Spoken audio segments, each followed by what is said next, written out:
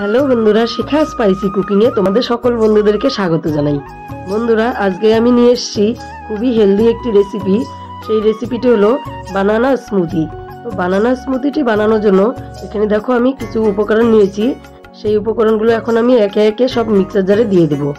তো দেখো এখানে নিয়েছি কলা, ওটস, বাদাম, খেজুর, বাদাম অনেক ধরনের নিয়েছি। তো প্রথমে আমি মিক্সার জারে দিয়ে দিচ্ছি 7-8 চামচের মতো। এখানে দিয়ে দিলাম ওটস।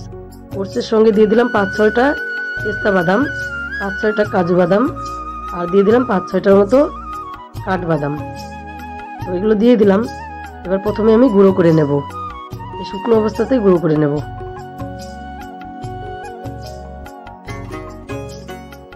দেখো পাউডারটা এরকম হয়েছে। প্রথমে শুকনো অবস্থায় যদি পাউডার করে নাও তাহলে ভালো হয়। এবার দিয়ে দিলাম আমি খেজুর আর কলাটা দিয়ে দিলাম। তবে বন্ধুরা, প্রথমে যদি বাদামের সাথে খেজুরটা দিতে চাও সেটাও দিয়ে গুঁড়ো করে নিতে পারো। এবার দিয়ে দিব আমি দুধ।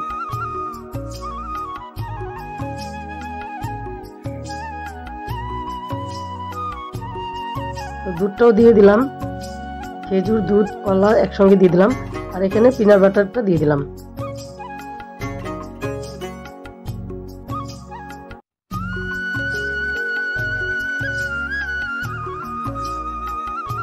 এই পিনাট বাটারটা 2 চামচের মতো দিয়ে দিলাম। এবারে একসঙ্গে আমি পেস্টটা করে নেব, স্মুদি একটা পেস্ট করে নেব।